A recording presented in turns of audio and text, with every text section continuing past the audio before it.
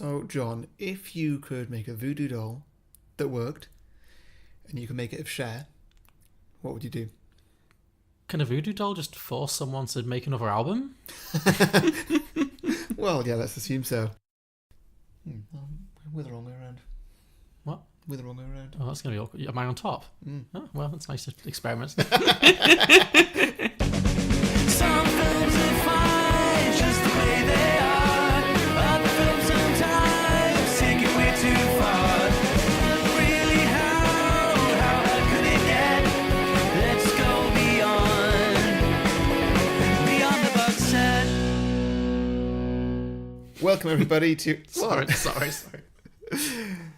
My bad. Go ahead. I'm really sorry. Welcome, everybody, to Beyond the Box Set. You're trying so hard not to laugh. A podcast where we pitch prequels, sequels, and spin-offs to films that don't have any. I'm Harry, and joining me as always is John. Hello. And John just made a sexual joke about me. Well, it's the first time for everything, you know. Little technical issue. Our audio streams have switched around, and now John is on top. Yes. Which is novel. Yeah. Okay, so... More on topic. So this film, The Witches of Eastwick. Yes. Why have you chosen it? Oh boy. Why did you want to make me watch this? I was so excited to watch this film. Mm-hmm. I was a little bit nervous because I have such fond memories of this film, but then I kind of thought to myself, oh, is it going to sort of aged poorly? Is it going to... Maybe it's not as good as I remember it being. Mm-hmm. I was just going to go back to be disappointed. I had nothing to worry about. This film is better than I remembered it being. This film is amazing. Incest, Spanish flies, dildos, anal intercourse. Tell me what you thought about this film. I really enjoyed it. Oh, thank God.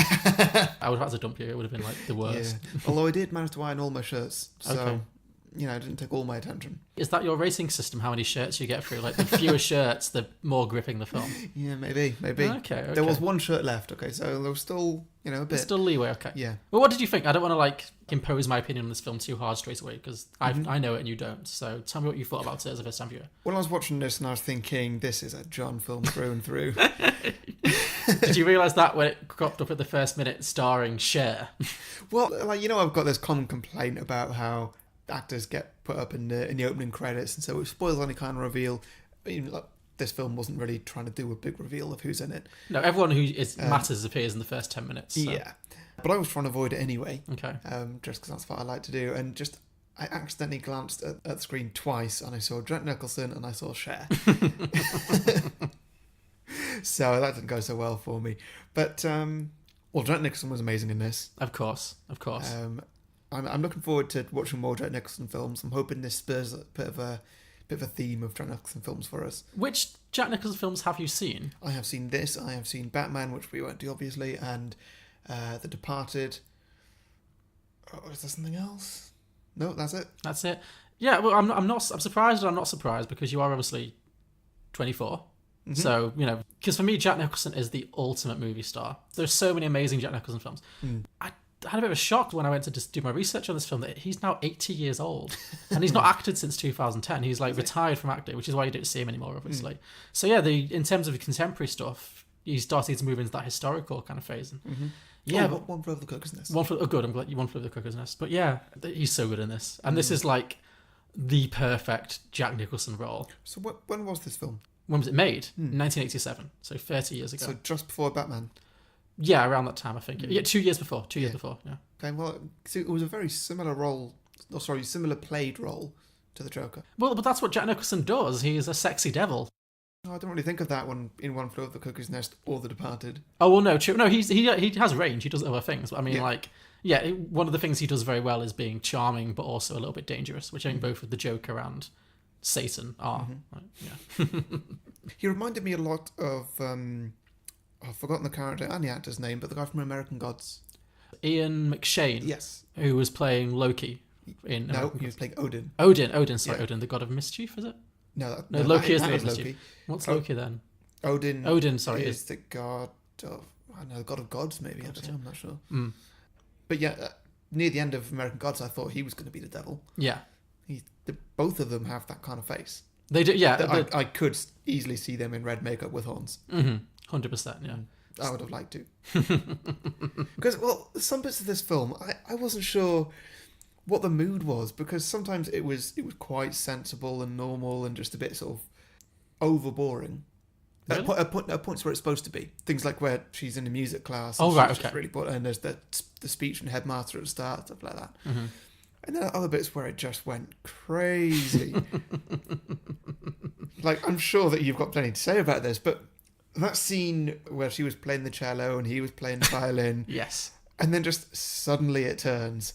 Her cello catches fire. She gets so aroused by the music that they're playing. Mm-hmm. Her cello catches fire. She throws it to the side. He throws his violin away and starts smashing up the piano as they're just having sex. That was mental. It came out of nowhere. Well, not quite out of nowhere, but it was just a big switch. I feel like it was a real good, like, dramatic build-up that takes it to, like, the level of the absurd, which this film does really. I have to disagree. I don't think this film's uneven. I think this is a great example of a film that knows exactly what it is. Like, exactly what it wants to be, and it finds that tone. Well, yeah, I agree that it did. I just think that... Because it was kind of starting it as he's going to get Cher, he's going to get Michelle Pfeiffer, and he's going to get Susan Sarandon. Yeah. But, like, Cher didn't really have her moment of that. That's true, actually, yeah. Because she was first, right? Yeah, she's the first one he seduces, yeah. Yeah. Or- In that amazing scene. Yeah, I mean, it was an amazing scene. But, like, at the end, Cher turned on him and just said, look, you're absolutely repulsive. Yeah. And then he was just like, and then she was like, yeah, sure. Yeah. And it just didn't... I didn't buy it at all. Because there was no switch in character from her saying, you're absolutely repulsive, to snogging him. True. Well, I guess he kind of does that thing where he kind of psychoanalyzes her and seduces her a little. But I agree. The Susan Sarandon one is the amazing one. She's got the best transformation for me. Yeah. She goes from, like, dressing like a pilgrim to just... she is. I love a good before or after. Like, she's gone through some changes. Like, Yeah. she goes from, like, the dowdiest, most, meek little mouse to suddenly she's just a slut and she's loving it. Like, it was amazing. And I mean that, I'm not slut shaming, I mean in the best possible sense. Like, she is, like, that scene where she's just, like, strutting through the supermarket with, like, her big hair and a little tiny mini dress, and the dress is, like, just covering her vagina and just covering her nipples. Is that classic kind of, like, when women dress, they say chest or legs, never both. And Susan Sarandon ignores that advice completely. She has just got everything hanging out and it is great.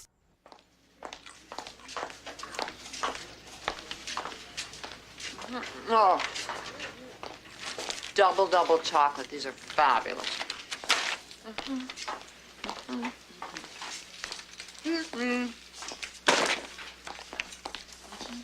Slut.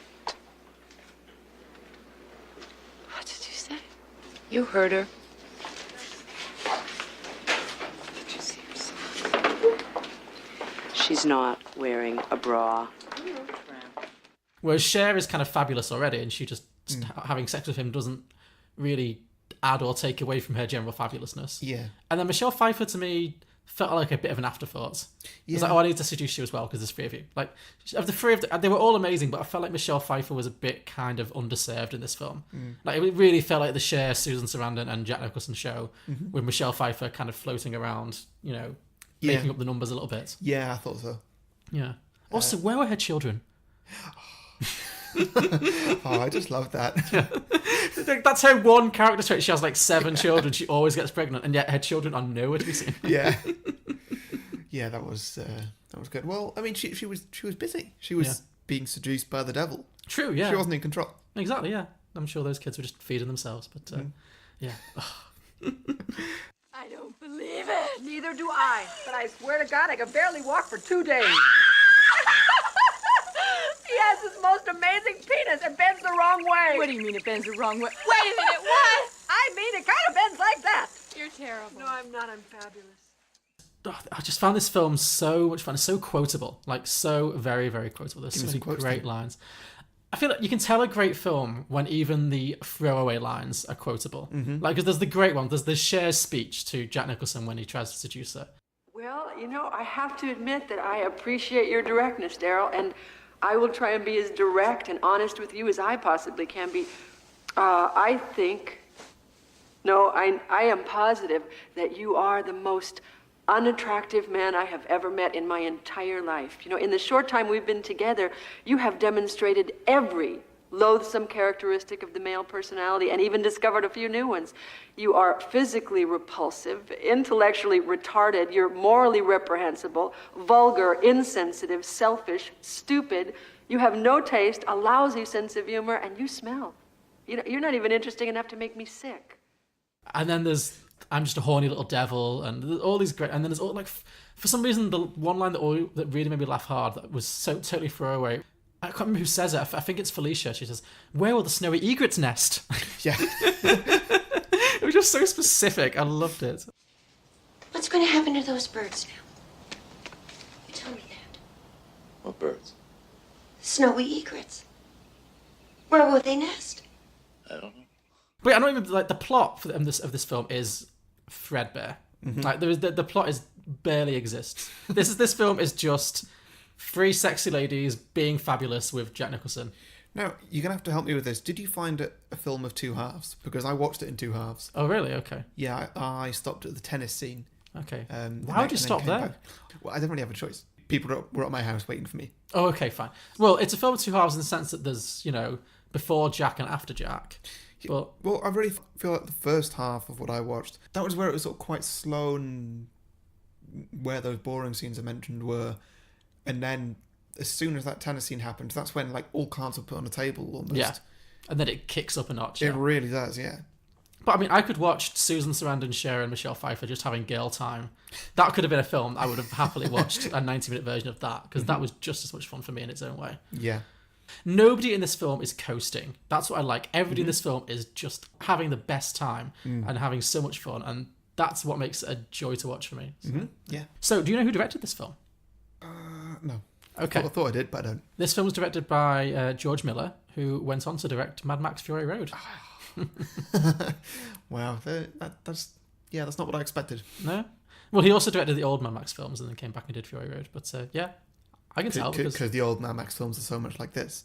Well, no, but I'm saying that, I'm just clarifying, he did all the Mad Max films. Sure, yeah. So before and after. But no, it makes sense to me because those films are super fun and this film is super fun. So, like a different genre, but like visually really inventive and Yeah. just really, really good. And the score was by John Williams. Williams, Yeah. yeah. And that you could definitely tell. Yes, you definitely could, but I didn't think it fitted. No, I found it a bit distracting sometimes. It made it feel too sort of happy-go-lucky, a little bit sort of... Yeah, there was a point early on, did you think, I can't remember what the exact scene was, but was there a point where you thought it was going to literally break into the opening song from Beauty and the Beast? No, but there were several points where I thought that somebody was about to break out into song. Yeah. Not just from the acting, from the music as well. Yeah, totally. But yeah, there were definitely some points. Yeah, there was definitely a bit where, I guess he's trying to create this kind of, suburban, happy-go-lucky kind of whiter than white vibe, but there were bits where it really sounded like it was going to go, and then no one else and quite a like bell. Yeah.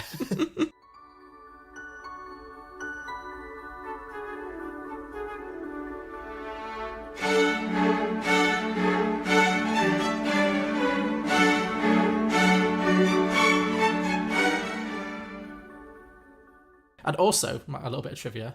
So, obviously, Jack Nicholson, amazing. Do you know who was initially considered for the role before I went to Jack Nicholson? Oh, here we go. There's really only two people who could possibly have played this, Jack Nicholson and this person. Nicolas Cage?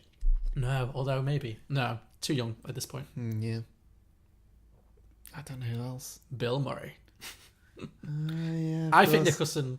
Yeah, I think Nicholson does better because he's Yeah. more energetic. Yeah, totally. Bill Murray would have been a different kind of devil. But to see Bill Murray having sex with Cher... This would have also worked for one of my opening questions, John, but is there anybody you wouldn't like to see have sex with Cher? No. Like maybe Donald Trump, but... Oh, yeah. Ugh, no. No, I'd watch Cher do anything and anyone. Right. Oh, okay. Last question before we get to our drinking games. What was your favourite Cher outfit? You're going to hate me, but I didn't really notice the Cher outfit. Oh, dear God. How could you not? How could you not? Well, I'm sorry. She I was had- too busy looking at all their identical hair in different colours. Well, there's that. We'll get into that. But that's definitely a part of the drinking game. But well, I had two. one of the joys of this film was just watching all the costume changes. Yeah. And it just felt like Cher, every scene she had, she was just looking fabulous and having these amazing ensembles. So I really liked, there's a scene where she first meets Daryl, Jack Nicholson, where she's wearing this fabulous kind of like crop top with a wraparound skirt, like a sexy gypsy look. That was just an iconic look. Like she's like windswept and she just looks amazing. And I was like, oh my God. So there's that. Or there is the scene where she's riding a bicycle in denim dungarees with massive Pippi Longstocking, crazy, insane pigtails. See, I don't remember that per se, but I can imagine it. Yeah. I watched this film on Sunday night. I spent, honestly, the entire time like a gay sea lion. Like, I was watching it alone at night, and I was literally just like clapping and yelping, just constantly, just like, oh my God, yes! Like, I reached a state of gay bliss. It was just... Listeners, John has gone bright red. I was so happy. Yeah. This film is joy. This film may be elevated now from like a fond memory to a potential top film of all time. Mm-hmm. It's totally up there for me. Really, that good? I loved it. Okay, should we get some drinking games? Of course, yeah. So first one, just drink for fabulous hats, wigs and skirts. Well, yeah. So many good looks. It's a solid drinking game with any of your films. But this one, again, like as I said, yeah. Oh my God, just so much fun. Mm-hmm. Okay. Well, I've kind of already mentioned this, but drink whenever somebody has a massive change of character mid-scene. For example, the husband murdering his wife.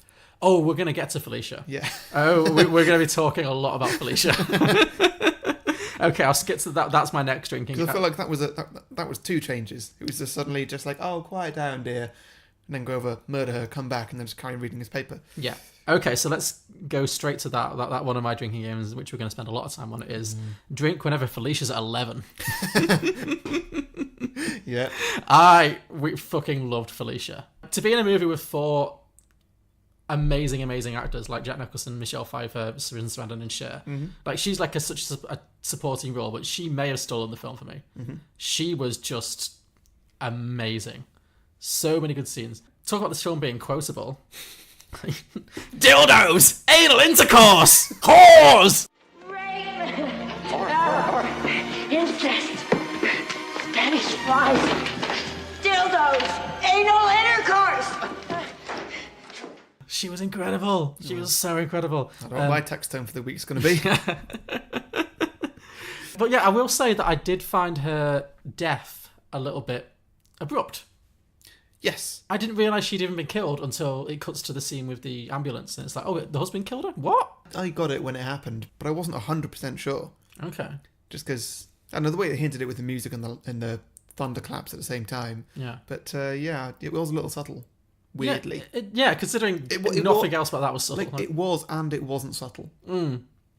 Well, there's a possible explanation for this. Because I found it a bit strange. I never really understood why the husband killed her. Was he possessed by Satan, or was she just so out there that he panicked? Or yeah, I think that he just panicked and he was like scared of what people were going to think of him, and like trying to control his woman. Mm-hmm. Is that the message I'm trying to get there? I don't know. I did find the scene weird where he was feeding her porridge because like she'd broken her leg, her arm still worked. Yeah. She was like, he was like shoveling food into her mouth. It was bizarre. But yeah, I think the reason that scene plays weirdly is that when they filmed it, they actually, because there's that amazing scene where all the witches are eating the cherries and causing her to projectile vomit. Yes. What they actually did, they made that even more disgusting, where they actually built a life-size animatronic mannequin of that woman that could just spew ridiculous amounts of vomit. So it was supposed to go even grosser than it did. Wow. And so they did it, they shot it, they did all those things. And then the audience found it so disgusting that they had to take out the film because it was too off-putting. I did notice there were a lot of vomit shots off camera. Yeah. So I think what must have happened is that him killing her must have been part of that sequence where she must have just been like head spinning, vomit going everywhere. And then you must have maybe seen him kill her, but maybe they just cut all that out and just had to kind of do a softer version because it was just too gross. Mm-hmm. But oh my God, her slow descent into insanity. Well, actually, it's quite a rapid descent. Rapid ascent into insanity. Mm-hmm. And yeah, her freak out on the church is just for the ages for me. Like I said, whores, dildos, anal intercourse. Spanish flies. So good. Yeah, so yeah, every time Felicia is at 11, which is basically every time she's on screen, take a big old shot. Uh-huh. Great. Rape! Incest! Spanish flies! Dildos! Anal intercourse! Okay, Okay, well, my last one. Drink whenever you see Jack Nicholson's hairstyle and think to yourself, life goals. Life goals? Oh, no. It's coming, John. It's coming. You can't pull that off. I can pull anything off. This is the thing about Jack Nicholson, though. And this is why he's so good at this film, because he's both sexy and disgusting. Yeah, at the same time. At the same time, yeah. And the fact that he's so disgusting, but he's so okay with being disgusting, and he loves being that disgusting, and makes him sexier. Mm-hmm. It's this weird thing. I don't know what it is, because if you looked at a picture of him, I would scroll past him so fast on Grindr. Mm-hmm. If you just saw a single picture of Jack Nicholson, even then in the 80s, obviously now he's in his 80s, but even in the 80s, he's not traditionally sexy, but you see him in a film when he's just being so... it's his confidence, I think. He just carries it, and he's not afraid to be gross. As an actor, he's not afraid to make fun of himself, and it makes him sexy. His hair is awful in this film. He's one of those people who's receding pretty hard at the front, but the back is just super, super long. Yeah. And that's a real no-no, but he somehow makes it work. What do you think of the closing scenes where he's full-on monster? I was going to ask you about this. And then his hair worked perfectly there. Oh, of course, yeah. I love the bit where he's just about to open the door, and then he just slicks this awful hair back, and then it just sort of springs back into place. Yeah. I loved it. Yeah. I mean, what did you think of the effects in this film? Because it only happens at the very end. In the last 10 minutes, it gets animatronic and he becomes this giant. What did you think of that? Because that was a bit of a curveball. I mean, I wasn't disappointed, but it wasn't great. It didn't look amazing, right? I mean, the very, very final bit where there's just this being that's just floating in the air with Jack Nicholson's face pasted onto it. That was amazing, yeah. That was something else. So, what was supposed to have happened at the end? He's in the telly? I think they've banished him, but then he's not. You can't kill Satan. I guess maybe they've put some kind of spell that means he can't come back in his full form, but he's, haunting around the edges. I don't know. The plot doesn't matter. It's just funny. It's a funny shot of him on the TV screen with the babies. Well, yeah, that is true. Yeah, this is not a film to look too deeply into. No. It is just a film to experience and enjoy. Mm-hmm. Okay. Take a drink every time it looks like a girl group number's about to break out and then it doesn't. Well, yeah. This film kept teasing me that Cher was going to sing, and then Cher never sang. Has Cher sung in a film before? Yeah, she sang in Mermaids, didn't she? I forget. That's where the Shoop Shoop song comes from. It's a theme the theme tune was the Shoop Shoop song. Yeah, I remember it playing off the credits. I don't think she actually sings it in the film. film. She did it in the film. Does he love me? I wanna know. But I think she's generally avoided films where she sings. Oh, actually, I tell a lie. Burlesque. She sings in Burlesque. Not seen it. And that didn't go. That's Burlesque is added to the list. Burlesque has been on the list for some time. Burlesque is going to happen. Brace yourself. But I'm building up to Burlesque. This podcast might have ended pretty early if I put Burlesque in too quickly. Right, but I'm building up to Burlesque. Wagon wheel, what to see? But in the 80s, when she was winning Oscars and a really genuinely a serious actress, I think she avoided roles that would make her sing because she wanted to have some separation and be not be a singer who acts, but be a serious actress because she can act. She's great. I think the other two girls sing at one point, but she just doesn't join in. It's she opens her mouth and then it cuts. I was no! Come on, Cher. I don't know. There's just lots of scenes where the three of them are together where they look like the best girl group in the world. There's the bit towards the end when they decided to betray Jack Nicholson and they're all staying in the mansion. They tell him to drive off to town and get them ice cream and bread or something. And then so he's driving off and they all look out the window together and it really looks like they're going to dive into some big number. I thought that too. And that was also the point where I noticed their hair. Just oh my God, their hair is the exact shape, size, everything apart from just blonde, red and black. Yeah. Well, and then 10 minutes later, they've all got a baby the same age that is blonde, red and black. Yeah, that was brilliant. That's another one of mine, which is drink every time a single hairdo takes 50 to 70% of the screen. Because the volume was so much. Yeah. I think whenever Susan Sarandon and Cher were in frame together, it was just a total eclipse of the perm. You could see nothing else. It was just their hair. The screen was just their hair. It was amazing. Drink every time a character falls in slow motion. Don't remember any of that. Well, the best one is when Felicia falls down the stairs. Yeah, I did. Yeah. And there's someone drops a necklace and the beads fall. Then she's on the beads and then she's running on the spot on the bead and then she goes over and then she falls and then it's I think I broke my leg. So the calmest line delivery of her entire scene. Yeah. Considering everything else she does in the movie, that line, I think I've broken my leg, is so She's trying to show range. Oh, Clyde, honey. I think I broke my leg. And finally, drink whenever Lurch from the Addams Family appears wearing something very strange. Do you remember that bit near the end where they've gone out shopping and Jack Nicholson says, I'll get the ice cream, you just go and do some shopping. Yeah. And then obviously Jack Nicholson drives off without him. In the last scene we see him, he's come out with just all kinds of party gear and like a piñata and all sorts of... He clearly wanted a party and just like wanted to socialise, and then he just left him. Yeah, I felt really sorry for him at that point. I felt like there was a parallel movie going on to this movie that was just all the adventures of Lurch. Yeah. Because like, there's that scene at the beginning, the first time we see him, when Cher meets Jack Nicholson. Mm-hmm. He never has any lines. He's just serving like drinks and stuff. Mm-hmm. And he's dressed like Lawrence of Arabia for no reason. Like he's wearing like a full turban. Yeah. It's like, why? And then there's the bit where somebody runs in at the end and he's there and she just goes, "Don't start, Lurch," and just runs upstairs. I was like, he's never said a word. What do you mean, don't start? I think that was the joke though. I think, he was a great sight gag. I loved him. Yeah. Just back off, Danelle. Daryl! Okay, so alternative readings? Of course. Right, hit me. Witches of Eastwick.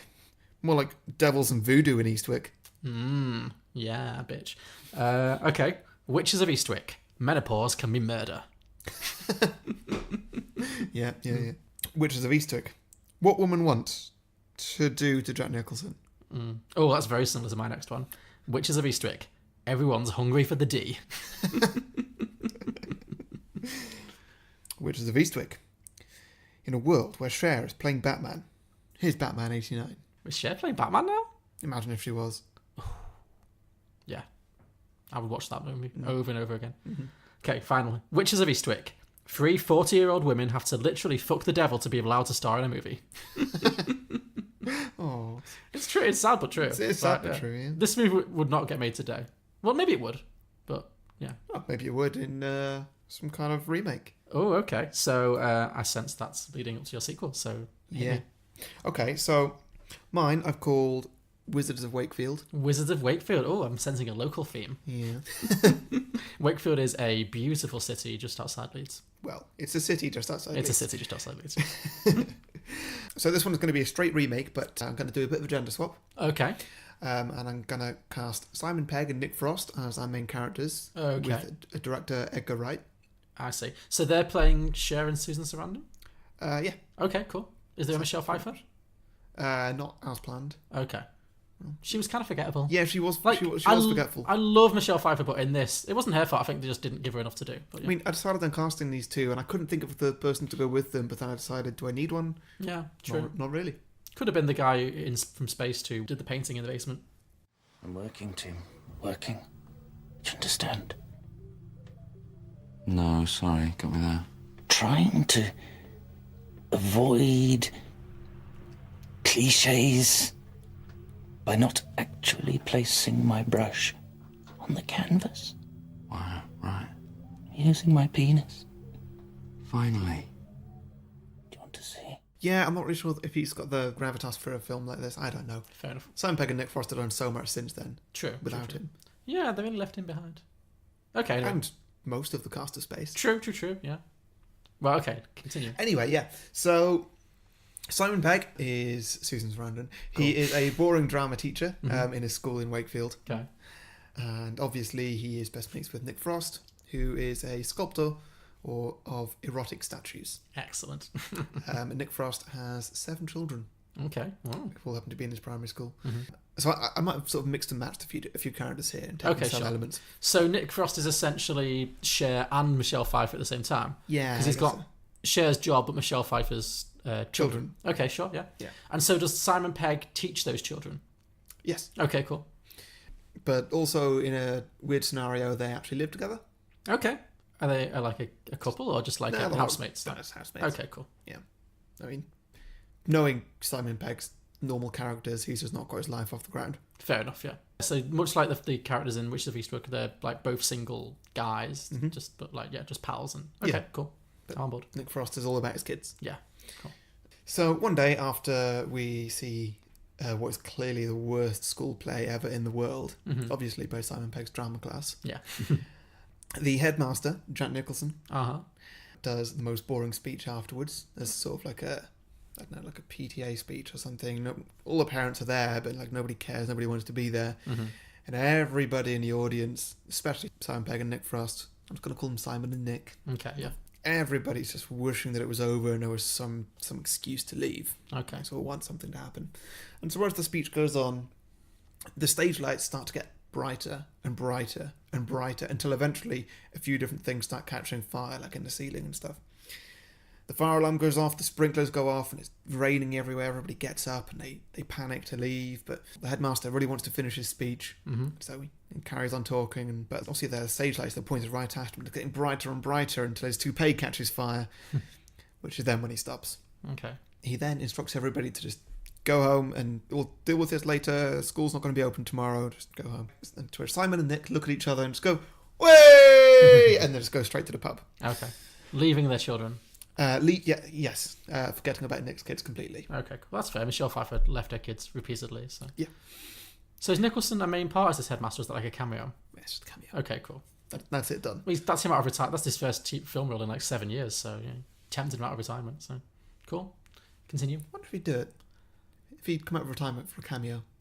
Not yet. I'm sure he gets asked a lot, but maybe. I don't know what state his health is in. Like, I think he's in his 80s now. I saw him backstage at the Oscars a couple of years ago flirting with Jennifer Lawrence, but that's the last time I saw him. Yeah. Great. So, at the pub, Simon and Nick here talk about this new woman that's in town, which nobody remembers her name. Okay. Like, actually, no, somebody's saying, like, doesn't it begin with an R? And then Simon's like, I thought I had a G in it, and maybe an L.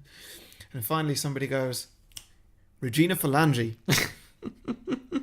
Oh, and then it clicks, and everybody gets her name. Like, yeah, that's what it is. Yeah. And so later on that evening, they're at a club, and people start hearing a noise that's even louder than the music. It's the noise of what sounds like a monster snoring. Oh, okay. Yeah. Everybody turns around and they see that there's somebody just up on the balcony, just slumped back on her chair, just obviously asleep. A woman with long blonde hair. And they actually watch as she falls off the balcony in her sleep and lands on somebody. She gets up, not realizing anything's happened. It's Lisa Kudrow. Okay. Yeah, she stands up saying, "Oh, sorry everyone, you were boring me. You should all be more interesting. Apart from you two, you're perfect." Pointing at Simon and Nick. Just out of nowhere, she's determined that they're perfect. Like, they've not had any interactions yet. No. Okay, cool. So is this actually... So obviously Regina Phalange... Maybe it was all fate. Okay, I guess. So Regina Phalange is obviously Phoebe Buffay's fake nom de plume when she's in Friends. So is this Phoebe? Or is this just the name you've chosen because you want Lisa Kudrow to play this role? It's... who knows? Oh, okay, it's a mystery. Okay, continue. Maybe it is, maybe it isn't. Okay. Hello. My name is Regina Phalange. I'm a businesswoman in town on business. Would you like to see my card? Nick and Simon at this point are looking very sort of gormless. They don't know what's going on. It's like, huh? Mm-hmm. They knew the person that she landed on. Like, she's landed on somebody, but nobody's reacting to it. Or is that person dead now? Maybe. Okay. Don't know. She goes, "You boys come with me." She says, well, physically flirting with them. They're both completely stricken as though by magic to follow her back to this local castle, which she's just bought. Is there a castle in Wakefield? I don't know.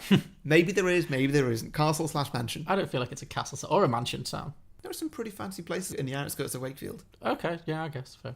Continue. So they spend quite a few nights there, actually, just, playing about in this pool that she's got, having sex, playing rounders with magic, and, just sort of lounging about in a very sexual way, as they do in the film. There's a lot of sexual lounging in this film. There really is. Just like, what are you doing now? Like, just feeling themselves. Jack Nicholson's not even in here. Yeah. At one point, as in the film, Regina gets out a camera and asks them all, what was the question that Jack asked them, by the way, that made them... Oh, it was something about life, wasn't it? Something about like life and mortality, because then Susan Sarandon's like, I don't mind that life is short, I'm just worried about pain or something. Yeah, it was kind of a philosophical life question, I think.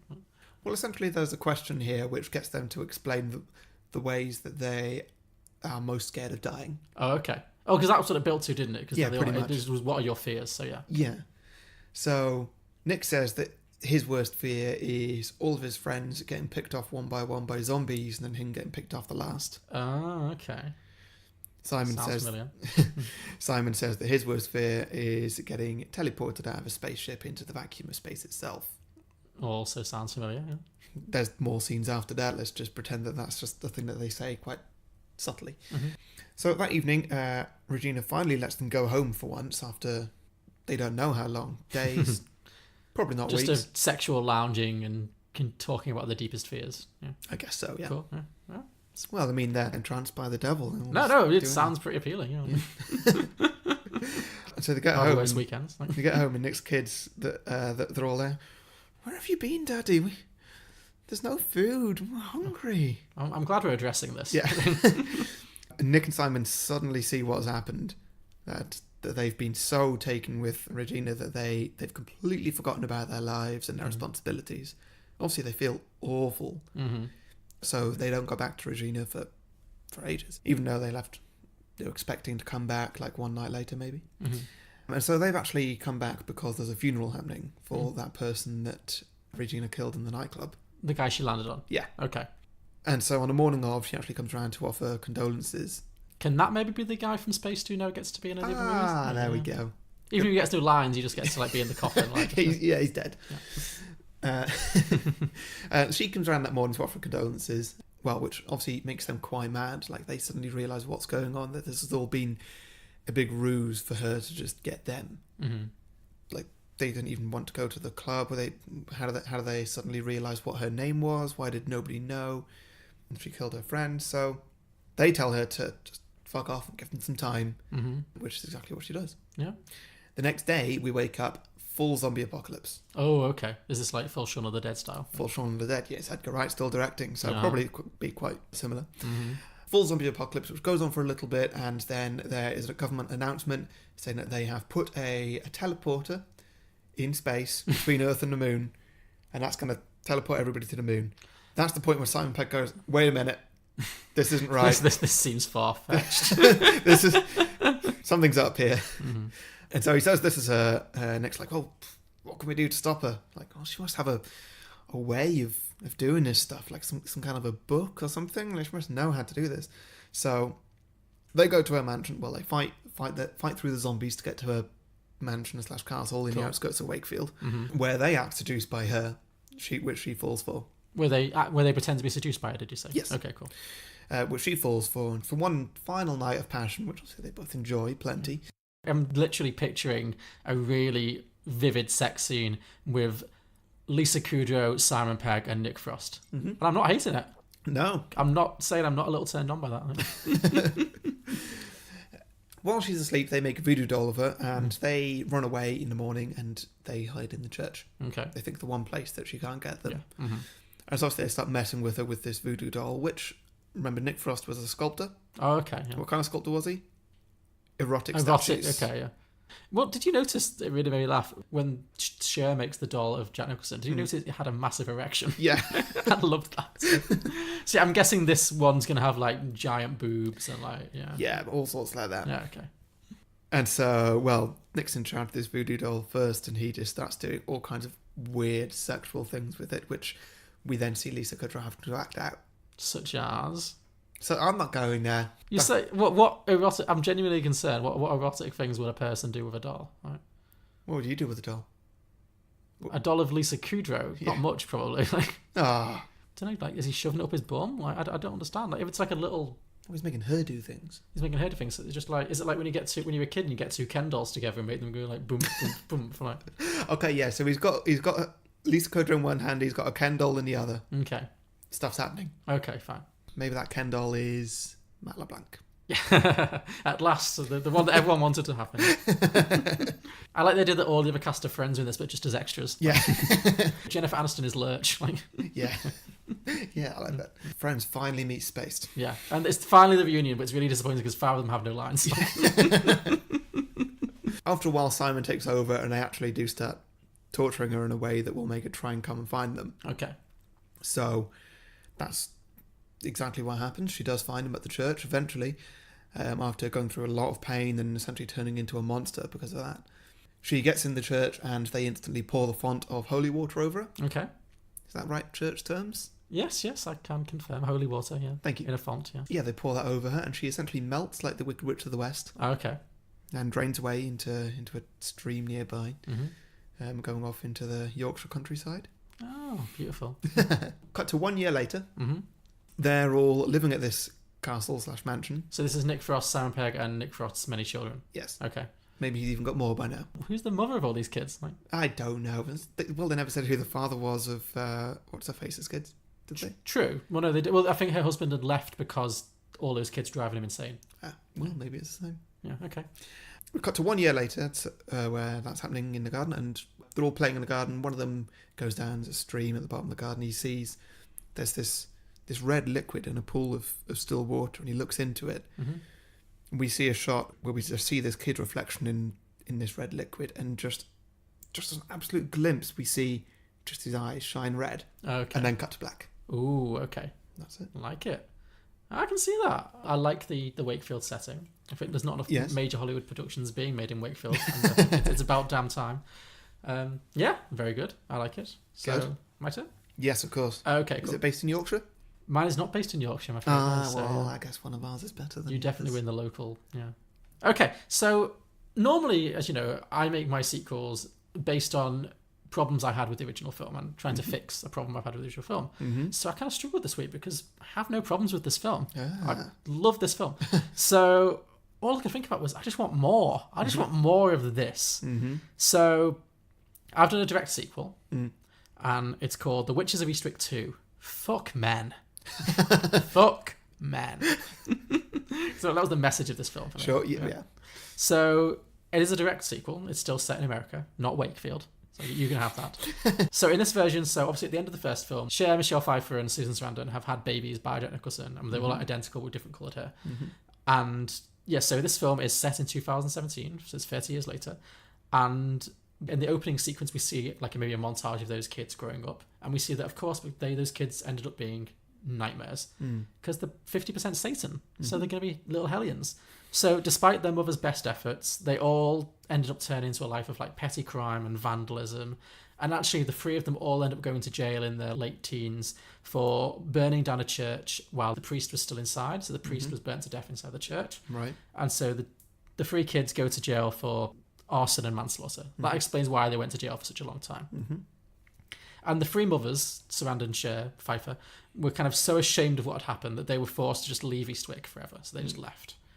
So this film opens, 2017, 30 years later, where the three boys have been released from prison and they're returning to Eastwick. And so obviously we're going to have a shot from behind of these three kind of sexy, dangerous-looking men striding into town, smoking cigarettes and just being bad boys. You know, it's a classic shot. And the camera turns and pans up, and we see that the three men are played by Liam, Luke, and Chris Hemsworth. Okay. Because they're half brothers, so they're supposed to look alike. Fair enough. Yeah. And it's a good, starry Hollywood cast. Yeah. Yes. I mean, they all at different ages, but sure. I know, but well, you know, the power of CGI. Just put a lot of CGI on Luke. The other two are fine. Right? Someone Liam to age him up. Yeah, a little bit of age up Liam, age down Luke. They'll meet Chris in the middle. Yeah. So obviously they get back into town and move straight back into their father's old mansion and install themselves as the leaders of Eastwick's crime syndicate. So maybe they take out a local mob boss or something, and suddenly they're in charge. Because, you know, things have gotten pretty rough in Eastwick since the 80s. You know, It's gone downhill. It's a bit of Gotham-y now. You know, imagining like a darker city. So anyway, after that introduction, we leave the boys all together for a while. They're not the main characters in this story. So we cut to a local school where we meet the new English teacher. We're still in Eastwick, by the way. Yeah. So we meet this new English teacher who just moved into town.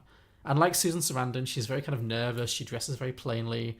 And she can't get the class to focus on the books that she's teaching. It's just all a mess, basically. And she's going to be played by Kristen Wiig. Okay. I think she could play that very well. That's Susan Sarandon. Because I think she could do both nerdy, but also when the transformation inevitably happens. I think she could definitely do that. So Yeah. Fuck me now, please. I'm taking you for mine. Oh, yeah. Oh, I can feel you. Choke me with that dead cat. What? The dead cat next to the bed. Choke me with it. Oh. And she's just moved into town. She doesn't really have any friends. And all the other teachers in Eastwick are like in their 60s, so she can't really mix with them. So one evening, she decides to go to an evening art class to try and meet some new people. Mm-hmm. So at the class, she befriends a friendly but very stressed out single mother of 6 who uses the art class as her one escape from her life of domestic drudgery. Mm-hmm. And she's going to be played by Melissa McCarthy. Okay. Mm-hmm. Okay. Let's see where this is going. Yes. Okay. They also meet a third friend at the class who runs Eastwick's most popular restaurant. She's a very top-level chef. And she's going to be played by, any guesses? I don't remember anybody else's names. She's going to be played by Leslie Jones. Okay. So basically, I'm reuniting the cast of Ghostbusters 2016. Yes. Because I enjoyed that film a lot. Mm-hmm. But I did feel like the cast was what made it. Definitely it was. And also it was so overshadowed by people hating on it and wanting to hate it and all the controversy that came with it.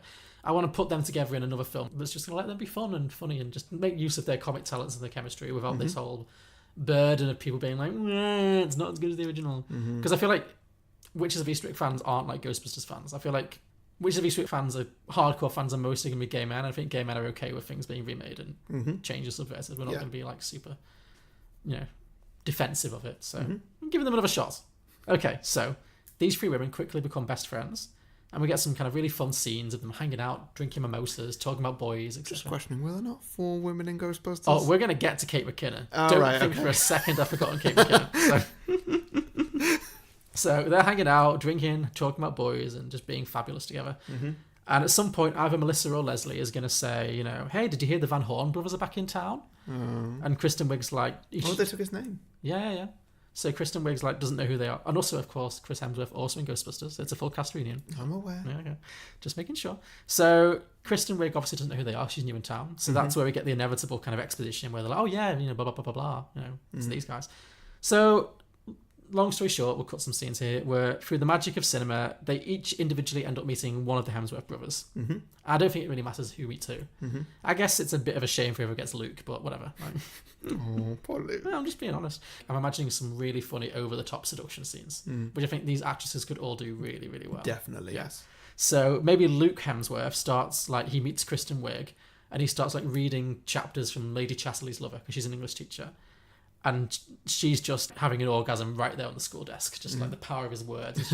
Just imagine Kristen Wiig just leaning on a desk, just having a whole orgasm while he just reads books to her. Choke me with that dead cat. And then maybe Chris Hemsworth. Your orgasm impersonation is bang on. I can confirm. Kristen Wiig is being read sexual literature by Luke Hemsworth. I feel like maybe Chris Hemsworth is going to pose nude at the art class and Melissa McCarthy draw him. Yes. I think Melissa McCarthy is going to be doing this insanely erotic drawing of Chris Hemsworth. He's just going to have a massive wang and it's just going to be really, really fun. It's going to cut to her drawing. I can just imagine that being a really funny scene. Well, the size of his leg or something. Yeah, exactly. Yeah. And then they're just going to bang each other really hard while they're smearing each other in paint and stuff. Just imagine a Chris Hemsworth, Melissa McCarthy sex scene where it's just super, super erotic. That's going to be amazing. Yeah. And then maybe Leslie Jones gets to do really sexy cooking with Liam Hemsworth, where they're feeding each other chocolate and they're kneading dough together, the pottery scene in Ghost, but they're naked, and it's just fabulous. It's just really, really sexy and fun. And so obviously all 3 of them get really fabulous, amazing, sexy makeovers because of all this amazing sex they're having. And they start getting really good at their jobs. And they spend all their time at the Van Horn mansion just being fabulous, sexy bitches together and just sexy lounging and doing all the things that the original trio did. Yeah. So while this is going on, they do unfortunately make an enemy in the form of a local Bible basher who's also the head of the PTA at Kristen Wiig's school, who's obviously going to be played by Kate McKinnon. Yes. Because can you imagine Kate McKinnon playing Felicia? Yeah. That would be amazing. Yeah. Kate McKinnon's a Bible bashing but freaking out dildos, anal intercourse. She'd be so good. Rape, terror, incest, Spanish flies, dildos, anal intercourse. Yep, very good. Yeah, very so good. she's the one having all those freakouts basically. And she starts campaigning to have the Van Horn brothers run out of town again because she blames them for everything. But of course, the more she fights them, the more bad things start to happen to her. So we're going to get some really amazing Kate McKinnon, physical comedy. She's going to fall down the stairs. She's going to like projectile vomit. She's going to have a freak out in the church and start screaming about dildos and anal intercourse. And she's going to be amazing. So I can't believe this film hasn't already been made. I really think this this film that you're making... This film that I'm pitching, I genuinely think, of everything I've ever done, how is this not a thing already? Wow, John, blowing your own horn there. I'm just saying, these people in this film, this would genuinely work. Like, fine, tweet it out. Get it made. Yeah, Get it made. I think this could be our road to fame and fortune. So, at some point, unfortunately, Kate McKinnon is going to have to die a horrible death. Yeah. I'm not sure I want to see her vomit herself to death. Maybe something else happens. Maybe she like accidentally drives off a car off a cliff or something. But something funny and Kate McKinnon-ish. Anyway, Okay, sure. She dies. And this causes the other women to realise that they are in fact in league with the devils, plural. So they need to get themselves out of this situation. But of course, it's easier said than done. And the Hemsworths, when they do try to leave, the Hemsworth brothers kind of start torturing them and seducing them. And it's all going wrong. And ultimately they decided the only way they can get out of this situation is to leave town forever. Yeah. So there's a scene where they're like frantically packing their bags and just preparing to drive off and escape, when suddenly there's a loud bang and the front door just flies open. And standing in the doorway is Michelle Pfeiffer, Susan Sarandon, and Cher. The original trio. It's like, we're back, bitches. So they've heard about everything that's been going down, and they've returned to defeat their evil sons once and for all, basically. So now we've got to set up for this amazing final battle between 3 devils and 6 fabulous bitches. So there's going to be lots of spells, lots of very dramatic slow motion falling. Yeah. And definitely some really terrible special effects. Yeah. Obviously the good guys win. The women win. But the original trio, because they don't have the heart to kill their own sons, so instead they transform them into... What would you turn the Hemsworth brothers... What would a witch turn the Hemsworth brothers into? What, like animal or something to keep them under control? 3 hamsters. Perfect. Okay. So the 3 Hemsworths become 3 hamsters. They get turned into hamsters. Hamster Hemsworths. Yes, and they put them in a cage and they're running around on the... hamsters is great because they're running on the little wheels. It's so cute. So they turn them into hamsters, put them in a cage, and the film ends with the 6 of them just living together in the mansion, just being fabulous together. Oh. But there's a post-credit scene, of course. Good. Where Leslie Jones sneaks into the hamster room and takes the Liam Hemsworth hamster out of the cage and starts petting him.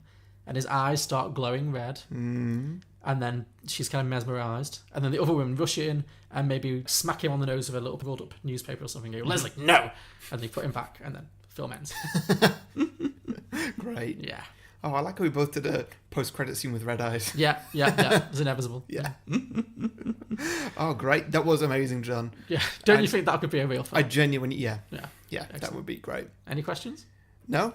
Cool. No, let's get into listener submissions. Now, with this, I will be disappointed. Now, I know that you've come up with this idea, but I've done the same. I will be disappointed if nobody has come up with Witches of Eastenders. Well, let's see. So, Heavy Metal Horrorcast at HMHcast has done The Desperate Housewives of Eastwick. So, after everything goes down in the original film, the coven relocates to live in a more conventional suburban area called Wisteria Lane. And they end up running into Gabrielle, Susan, Brie, and Lynette, who are from Desperate Housewives. Have you watched Desperate Housewives? Nope. No? Well. Anyway, so they're the 4 actresses from Desperate Housewives, obviously. Yeah. Terry Hatcher and Ava Longoria, and the other 2. Felicity Huffman and Marcia Cross. So they meet those and soon discover that suburban witchcraft is no match for suburban bitchcraft. So that's their idea. Love it. I'm guessing it's maybe a mini-series, I don't know. We Watch Anything, at We Watch Anything. There's is Eastwick 2, The Witch is Back. So in this one, I'm guessing this is a remake. 3 bachelors are living together in New York, and having a carefree life. One is an architect, one is a cartoonist, and one is an actor. And they find a baby on their doorstep one day. And they take her in, and lots of hilarious 3 men and a baby kind of, shenanigans ensue. But soon the daughter starts to exhibit superpowers, and she's levitating dogs, and she's, causing all kinds of trouble, etc. And at first it's okay, like it's all fun and games, and actually the child's powers kind of are quite beneficial to them. They manage to get themselves good tables in restaurants, and IRS inspectors are disappearing and everything. But ultimately they just realise their child is the devil incarnate, and all these games need to stop. So some kind of wizard or something gives them a special knife and tells them they need to kill their daughter. But they can't do it, and eventually she brings about the end of the world. I think a lot of We Watch Anything sequels end with the end of the world, but anyway. So the world ends, and the 3 dads are kept alive as servants of the Dark Overlord, and spend the rest of time in eternity in charge of a team of imps. And that's it. So the three dads are played by Steve Guttenberg, Tom Selleck, and Ted Danson, who were in the film Three Men and a Baby. Yeah. The daughter's going to be played by Grace Moretz, which I can see. Yeah. Stone Gassman has suggested a version in which Jack's devil sons come to Eastwick and go after Alex, Jane, and Suki, as in Cher, Pfeiffer, and Sarandon's daughters. So it's like a next generation kind of thing. Right. And it's going to be closer in spirit to the original books because this was based on a book. Okay. And finally, Blokebusters, best for last. The trio move to London, lose their magic, and need to try and get it back while surviving on council payouts and drinking in the local pub. And it is, in fact, the title is The Witches of Eastwick. Yay! Thank you, Blokebusters. Ah, So there we have it. great. Very good. Oh, I'm so satisfied. Thanks, Blokebusters. Thanks, everyone. Yeah, that was really good. Thanks, guys. So if you have any sequels you'd like to see to The Witches of Eastwick, or any films we've done in the past, or any films you'd like to see us do in the future, please let us know. We'll be on the box set. Find us on beyondtheboxset.com. Our podcast is downloadable on iTunes, Stitcher, Acast, Player FM, Podbean, Pocket Cast, Overcast, anywhere you find podcasts. You can also get in touch with us on Facebook, Twitter, Instagram, or YouTube. We would love to hear your comments. Please get in touch. If you like what we do, hit subscribe for a new episode every Friday and leave us a review. It really helps us find new listeners. Yeah. So this was part 1 of 3 of our Halloween trio that we're doing as a build-up. So part 2 next week Is your choice. It is my choice. Now, we couldn't do Halloween without watching Hocus Pocus. Oh, I'm so happy. I can't believe you chose this over me, but I'm so happy. Yeah. Well, it's a tradition in my house to watch this film. It's a tradition in my house too. So Good. Excellent. All right, tune in everyone next week for Hocus Hocus Pocus. Pocus. Can't wait. Yeah. Thanks a lot, guys. Bye. See you later. Bye. Incest, Spanish flies, dildos, anal